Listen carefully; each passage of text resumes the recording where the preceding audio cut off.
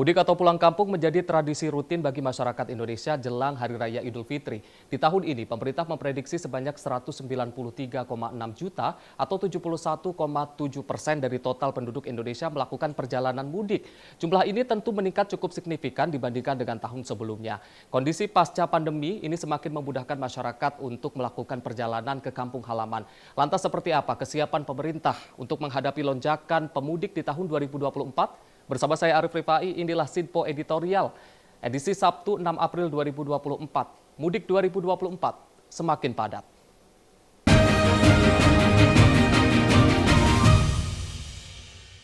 Pemirsa, kami akan mengajak Anda untuk melihat beberapa berita yang telah dibuat di laman Sinpo ID terkait dengan kesiapan pemerintah menghadapi mudik 2024 yang semakin padat.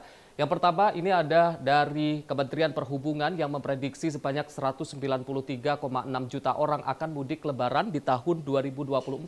Sementara sebanyak 28,4 juta atau 84,27% ini masyarakat akan meninggalkan Jabodetabek selama masa mudik lebaran di tahun 2024 ini. Sementara itu untuk mengawasi ataupun mengawal proses mudik 2024, ini dari Kapolri ataupun Kepolisian Republik Indonesia telah persiapkan operasi ketupat, di mana operasi ketupat ini akan berlangsung mulai dari tanggal 4 hingga 16 April 2023. Selanjutnya kami akan mengajak Anda untuk melihat bagaimana persiapan untuk masing-masing moda transportasi yang digunakan untuk mudik Lebaran 2024. Kita awal untuk KAI, dari PT KAI ini mengatakan bahwa ada 1,77 juta tiket KAI ini mudik untuk Lebaran 2024 ludes terjual bahkan sejak pertengahan Ramadan 2024 ini. Sementara KAI ini menyediakan sebanyak 3.390.922 kursi, artinya selama ataupun sampai pertengahan Ramadan kemarin ini sudah lebih dari 50% kursi ataupun tiket yang terjual. Kita akan melihat selanjutnya untuk moda transportasi udara, di mana Angkasa Pura II ini memprediksi bahwa puncak arus mudik di Bandara Soekarno-Hatta ini terjadi pada 5 hingga 6 April 2024 atau hari ini. Dan angka pergerakan penumpang pada periode 5 dan juga 6 April 2024 ini sebanyak 188.000 orang dalam satu hari. Sementara ini masyarakat ataupun pemerintah juga menghimbau agar masyarakat tidak mudik menggunakan motor, lebih memilih untuk menggunakan transportasi umum. Pemirsa, selanjutnya kami akan mengajak Anda untuk membahas tema di pagi hari ini terkait dengan mudik 2024 semakin padat bersama dengan redaktur pelaksana Sinpo ID, Bayu Primanda Putra.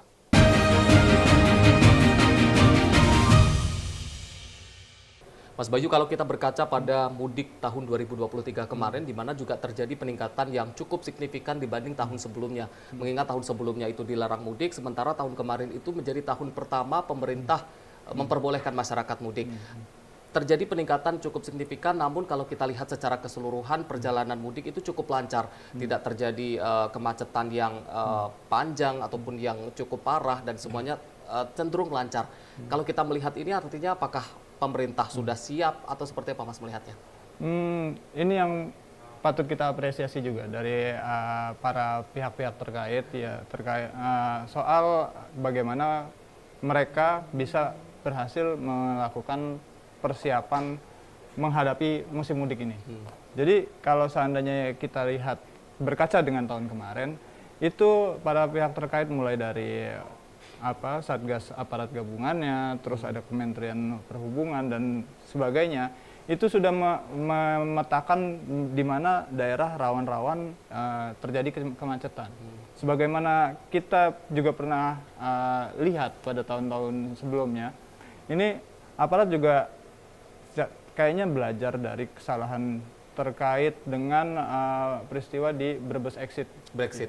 Dan yang mana di situ terjadi antrian yang mengular sehingga masyarakat, beberapa kendaraan ada yang kehabisan bahan bakar, terus ada juga pada saat itu momen-momen mungkin ada, kalau masih ingat ada sampai kamar WC umum di pinggir tol, WC darurat, ya bukan WC darurat juga sih, itu sebenarnya bukan WC juga, jadi mereka terpaksa melakukan menggunakan kamar kecil seadanya di pinggir tol. Nah itu yang akhirnya membuat para pihak terkait ini untuk belajar dari masalah itu. Dan itu berhasil diatasi, beruntung sekarang tinggal bagaimana implementasi selanjutnya, karena memang saat ini lonjakan penumpang dan lonjakan pemudik ini cukup drastis juga. Gitu. Berkaca dari tragedi Brexit dan juga melihat bagaimana pemerintah belajar dari tahun kemarin yang cukup baik, apakah di tahun ini dengan peningkatan yang cukup signifikan lagi, kesiapan pemerintah kalau dari Sinpo melihatnya seperti apa, Mas? Sinpo sejauh ini melihat semuanya masih berjalan dengan baik, semuanya masih bisa ditangani secara komprehensif dan ya pastinya kita akan terus mengawasi ya, karena ini kan masih terus berproses ya, di mana arus mudik ini nggak hanya sekedar berangkat dari kota besar yang ada di Jawa juga, karena di semua kota besar yang ada selain ada di Pulau Jawa, dia juga melakukan mudik juga. Jadi perhatiannya tuh terbagi-bagi di mana-mana, seperti itu. Artinya sekarang ini bukan hanya terpusat dari Jawa ke luar Jawa, tapi ada juga yang mudik bahkan ke Jawa. Iya, karena seperti kayak Kota Medan, terus juga Ujung Pandang, Makassar dan sebagainya. Itu kan mereka kota besar yang juga ada yang mudik juga di situ. Oke, Mas Bayu, kita akan lanjutkan lagi perbincangan kita. Pemirsa jangan kemana-mana, usai jeda kita akan kembali lagi. Tetaplah di Sinpo Editorial.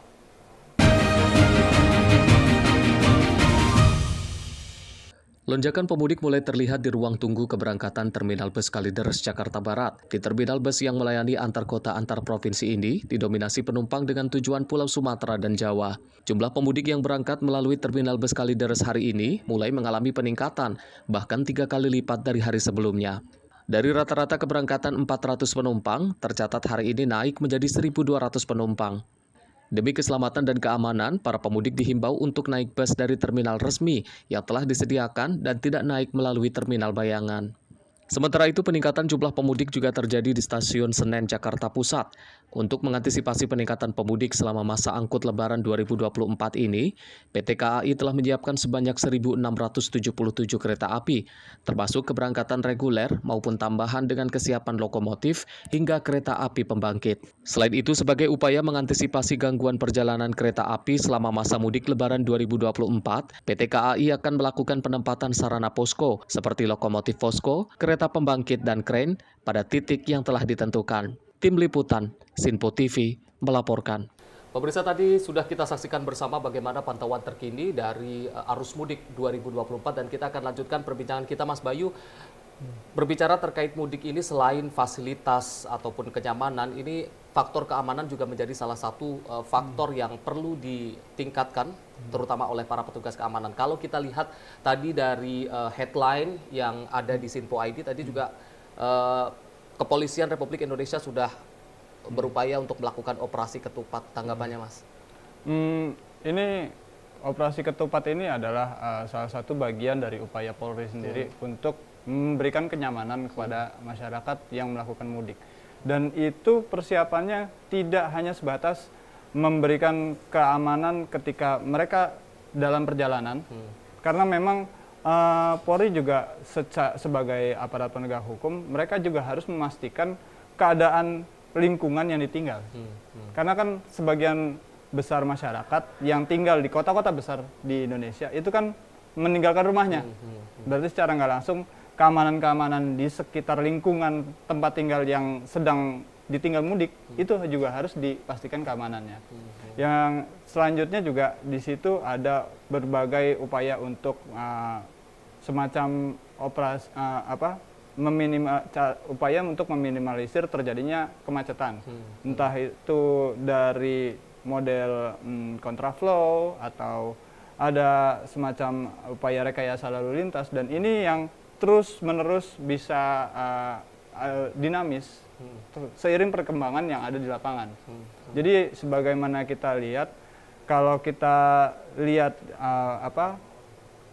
tol dari Cikampek Utama, pintu gerbang tol Cikampek Utama, nanti kan ketika puncak arus mudik ini mencapai peaknya dan itu sudah memasuki proses ada dua arah dari Pulau Jawa, maksudnya dari arah timur.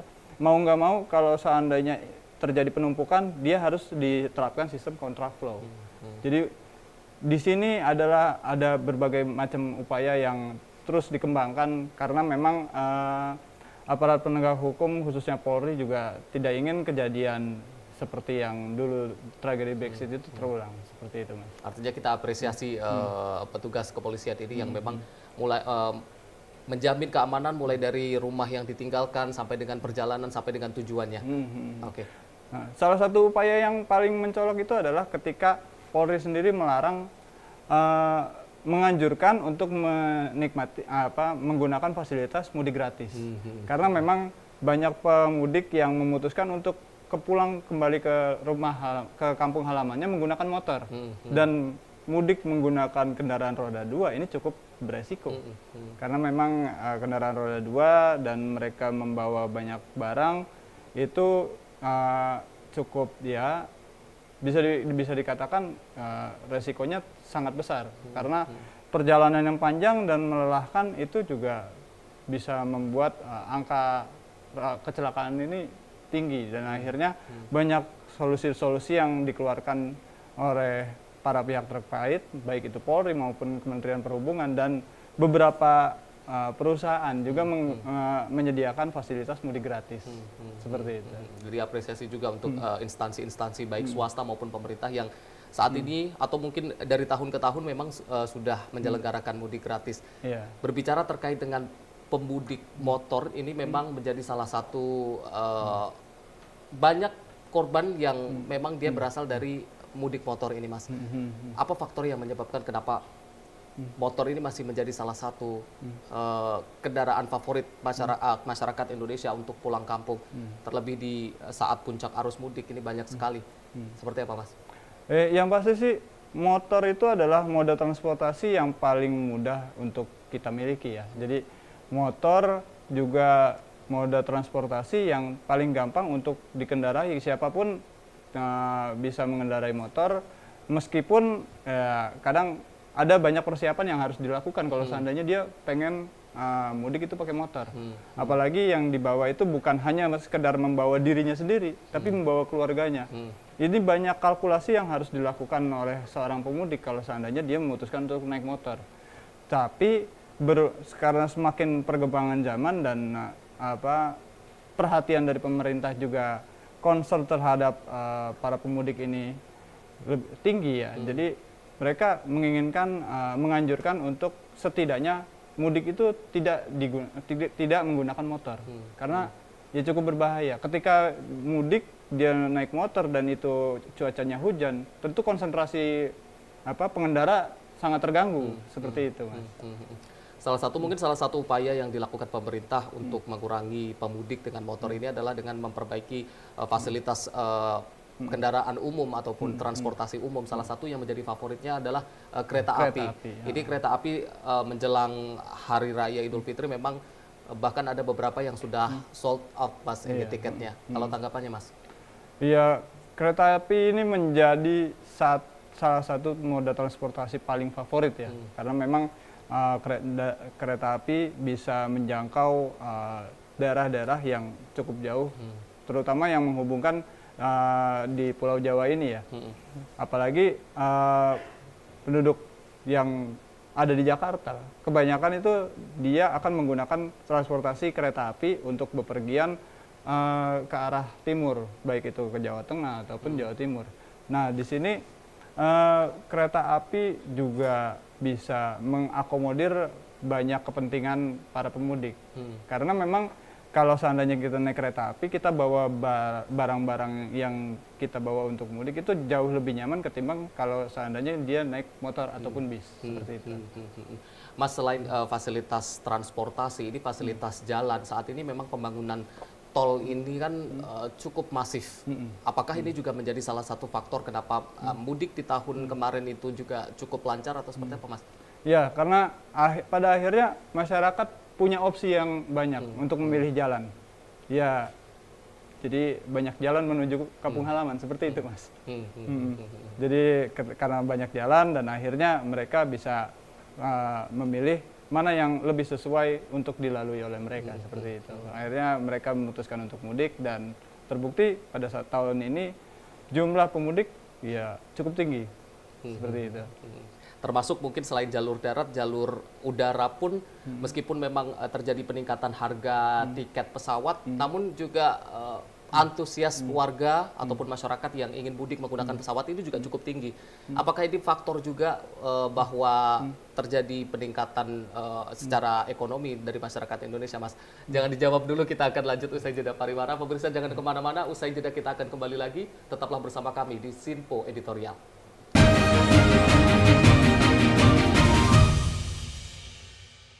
Pemirsa Anda kembali menyaksikan Sinpo Editorial. Mas Bayu, tadi ada pertanyaan yang belum sempat terjawab terkait dengan banyaknya masyarakat yang kali ini memilih untuk mudik menggunakan pesawat meski jelang Hari Raya Idul Fitri ini harga tiket pesawat mengalami peningkatan yang cukup signifikan.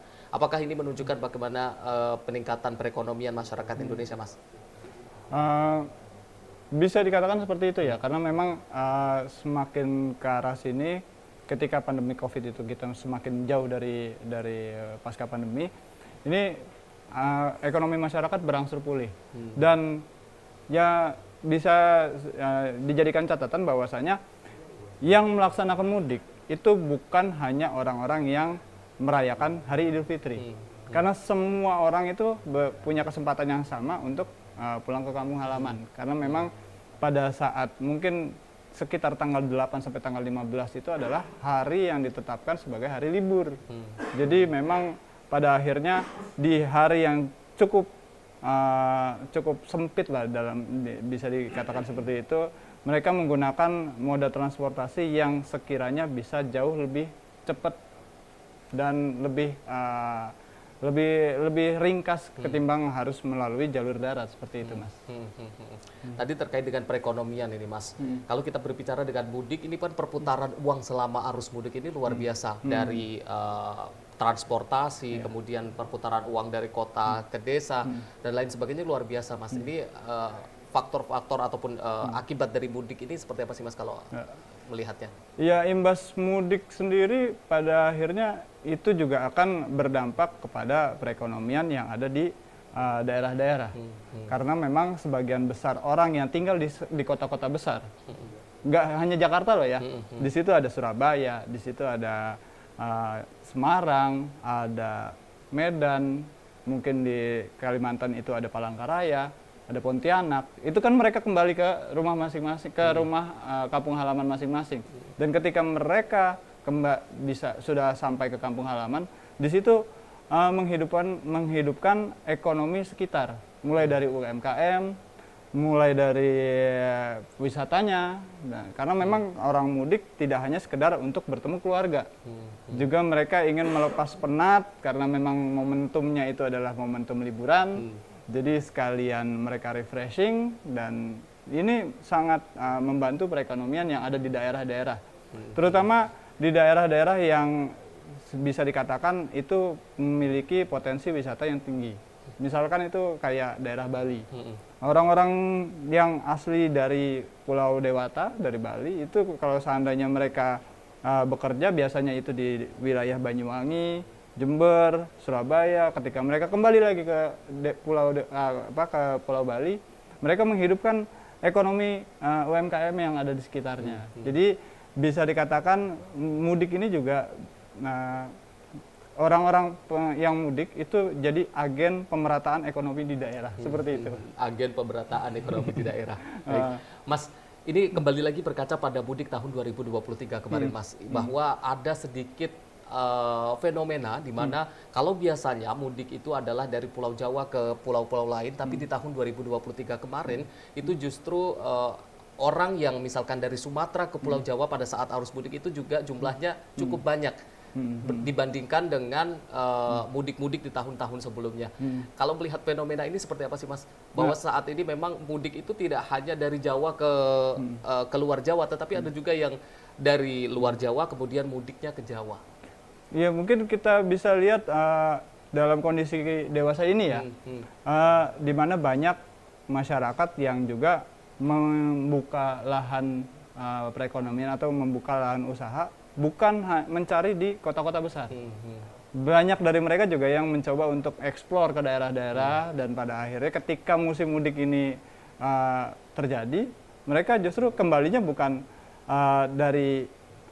dari kota ke kampung, tapi sebaliknya dari kampung malah ke kota, seperti itu. Karena memang mereka tinggalnya aslinya itu di kota. Jadi ya ini memang fenomena yang cukup unik ya. Makanya Sinpo ID juga mencoba untuk melihat bagaimana fenomena, katakanlah seperti ini, orang yang biasa hidup tinggalnya di Jakarta, lalu dia buka usaha di daerah Serang. Ini kan cukup lumayan lumayan jauh dari ibu kota saat ini ya. Nah, ketika musim mudik berlangsung, maka mereka kembalinya bukan ke Serang, tapi kan baliknya ke Jakarta. Dan akhirnya di sini ada perputaran ekonomi seperti itu, Mas. Atau ini justru juga menunjukkan bagaimana perekonomian Indonesia sudah cukup merata, bahwa tidak hanya terpusat di Pulau Jawa, tapi juga ada lahan-lahan usaha di luar Jawa yang sebenarnya cukup menjanjikan. Itu seperti itu, Mas? Ya, karena memang bisa kita lihat, apalagi setelah kebijakan pemindahan ibu kota berlangsung ya, itu ada di IKN, dan mana wilayah-wilayah di sekitar IKN sendiri juga saat ini sudah mulai bertumbuh dan mulai berkembang masing-masing. Berarti secara nggak langsung kan ada beberapa investor-investor, dan ya katakanlah itu investor kecil yang masih baru setara UMKM. Mereka mencoba wait and see dulu, melihat dulu potensi-potensi yang ada di IKN. Dan ketika mereka sudah bisa menanamkan model-model bisnisnya di daerah sana, ketika musim mudik ini berlangsung, maka ya kembalinya ke kota masing-masing, seperti itu, Mas. Karena memang model-model pebisnis yang seperti ini cukup lumayan banyak juga di konteks kekinian gitu ya. Mas, tadi kita kembali lagi ke masalah transportasi untuk mudik ini, Mas. Tadi sudah pesawat. Saat ini karena Indonesia merupakan negara kepulauan, ini kapal juga menjadi salah satu mode transportasi yang cukup vital bagi masyarakat Indonesia, khususnya pada saat arus mudik ini, Mas. Kalau melihat dari tahun-tahun sebelumnya atau pada mudik tahun ini, Mas, terkait dengan kesiapan armada kapal dari ASDP ini seperti apa, Mas? Kapal sendiri juga masih jadi salah satu mode transportasi penghubung di mana masyarakat bisa keluar keluar pulau dengan biaya yang otomatis relatif jauh lebih murah. Hanya saja memang kalau kapal ini bisa dikatakan, karena kan kita semakin perkembangan zaman, masyarakat juga semakin banyak, ya kan. Akhirnya kebutuhan untuk menggunakan moda transportasi itu jadi meningkat. Pada akhirnya kapal juga kebagian imbasnya sebagai moda transportasi yang dipilih oleh banyak masyarakat untuk pergi meninggalkan pulau. Dari pulau satu ke pulau lainnya, tentunya seperti itu. Dan cukup baik sejauh ini karena memang sudah beberapa ada evaluasi yang dilakukan oleh pihak ASDP. Mulai dari proses antri, karena memang di situ kan ada 2 sampai 3 loket yang harus mereka lalui, ada yang untuk khusus motor, bus, sampai BBJ kan, seperti itu. Dan itu sudah dipersiapkan rekayasanya seperti itu, Mas, biar tidak terjadi penumpukan. Intinya kita berharap bahwa mudik 2024 ini berjalan lancar, aman, semuanya bisa kembali ke kampung halaman dan juga kembali lagi nanti ke kota dengan selamat. Mas, sebelum kita tutup perbincangan kita pada pagi hari ini, mungkin ada closing statement dari Mas Bayu, Mas. Mudik itu adalah kebutuhan orang banyak. Siapapun yang punya kesempatan untuk mudik, maka dia pasti akan menggunakan kesempatan itu dengan baik. Tapi tolong ketika kita ingin mudik, pertimbangkan kembali bagaimana prosesnya dan bagaimana nanti kembalinya. Karena memang inti dari sebuah mudik itu adalah pertemuan yang setidaknya tidak diakhiri dengan perpisahan yang menyedihkan. Seperti itu.